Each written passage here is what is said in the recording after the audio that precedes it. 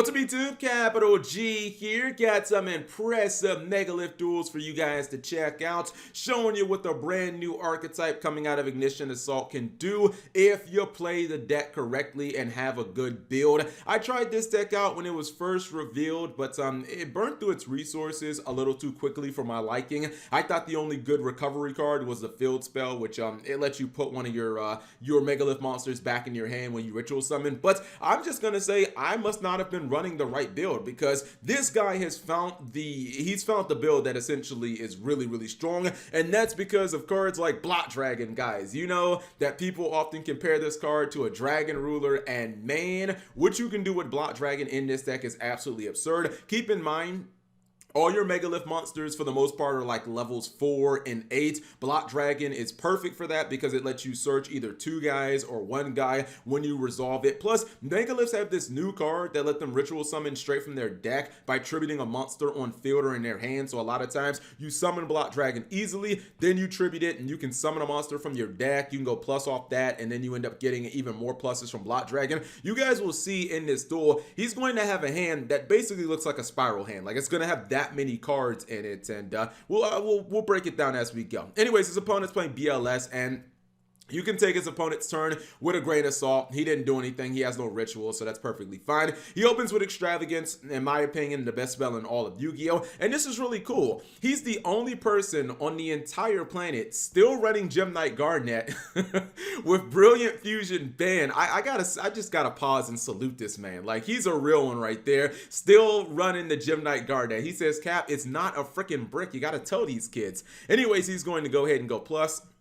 And he did go ahead and search that card, the one that lets the Megalith archetype special or ritual summon from their deck, which is kind of cool. It's really insane when you use it in conjunction with Blot Dragon. You'll see that during this turn as well. He's just trying to get all his resources. He obviously wants to have the Field Spell. He's going to ARA once again, because not a hard once per turn. Goes for the Granite or the Gallant Granite. And the thing is, he went and he searched off the Gallant Granite, but he also linked it away. Now, you might be wondering, well, Cap, why would he link it away for a monster that has less attack? Well, he wants to have it in the graveyard so that he can banish it as fodder for his Blot Dragon. So he does want to have that, and this way he can use Blot Dragon for the Ritual Summon as well. He's going to Ritual Summon using the Blot Dragon. Now, this is where the advantage just becomes ridiculous. He's going to trigger all 3 of these guys, right?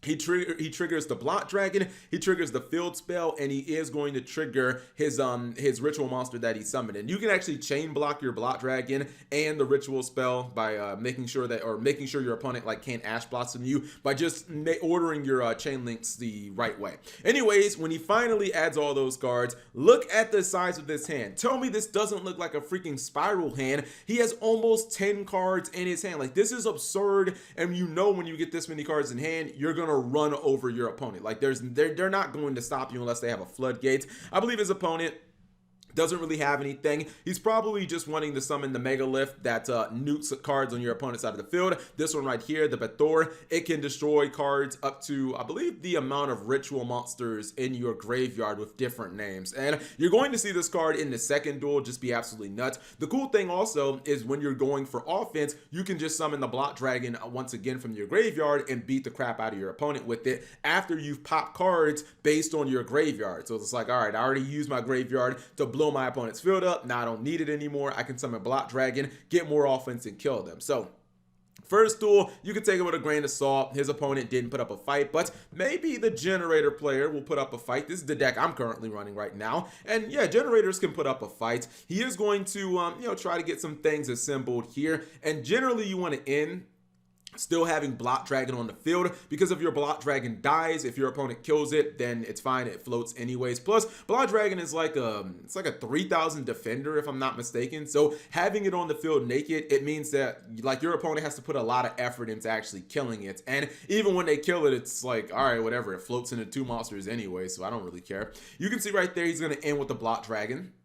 Let's see what his opponent does. Unfortunately, his opponent has way too many cards that do the same thing. He essentially has 3 copies of stage because the entire point of boss fight is just to get you stage. And sometimes when you play generators, it be like this. You just have way too many cards that do the same thing, and that's kind of unfortunate. He is going to, and this is the crazy thing, man, ritual summoning during your opponent's turn. This was the card he used to kind of end the last duel, the Bathor. Check his field out. He has 5 cards on field. Watch these cards just evaporate. Say goodbye to all your spells and traps, buddy.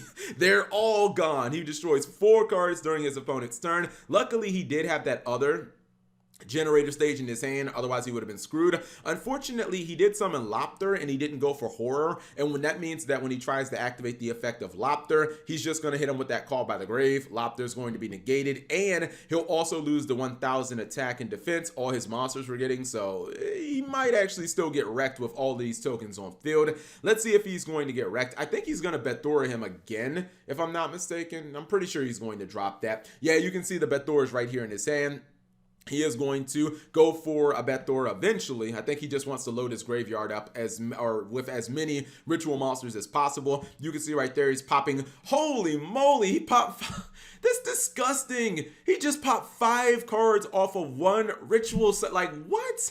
That is absolutely disgusting. Now, I do think it would have been cool because you can see that he does end with the 2 8s. I think it would have been nice if maybe he would have made a Hope Harbinger, but I think that he didn't do that because he wants his Block Dragon available if it dies to float into more monsters. So I kind of understand that, but maybe the negation would have been the right play because this card wasn't live, the Pot of Avarice, but if it was live, maybe the generator guy could have got back in the duel. Anyways, I believe that he is going to end this duel right here and now. He's going to need a big monster because his opponent did hit him with that Horror. Horror's effect is going to activate, but no problem. He just gives up the Block Dragon, which floats. Then he just summons it back, and he can obviously just kill his opponent. So you guys are seeing, like, this ritual deck is, it's legit if you actually know how to play it. I mean, popping 5 cards during your opponent's turn, like getting hands with like 8, 9 cards, like, it's pretty damn disgusting. Now, I would not recommend this deck if you didn't have access to Block Dragon, because I've played Megaliths like just kind of pure, and they're fine, but basically after a turn or so you're gonna kind of burn yourself out of advantage, and you're not gonna be able to make some of the plays that you see in these duels. So I believe he's kind of gonna go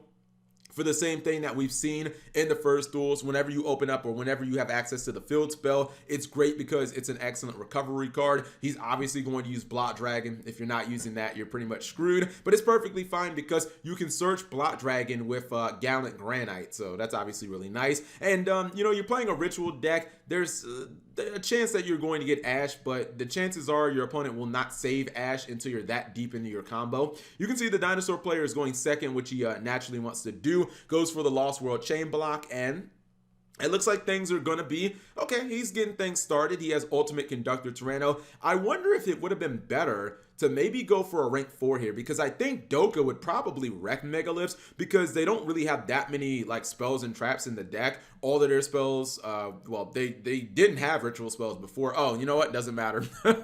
I forgot he can ritual summon. I keep forgetting you can ritual summon during your opponent's turn, so you don't even give them an opportunity to go for like the Doka in the main phase too. You can just ritual summon as soon as they end the battle phase, and you can just kind of like wreck their field. So I believe that this duel is pretty much going to end during this turn. We're probably going to see a Block Dragon be summoned again, maybe a Boros Sword play. But yeah, a card like Doka would probably wreck this deck because they only have 1 ritual spell, which is a quick play. It's not even a ritual spell technically. Anyways, he's going for a little bit of flexing right here. He is going to summon the Megalith monster that does give the other monsters a little more attack. So it's kind of nice seeing him end with this. Anyways, guys, I hope you know what? I'm not going to end the video. I'm trolling. I got to show you guys the deck list.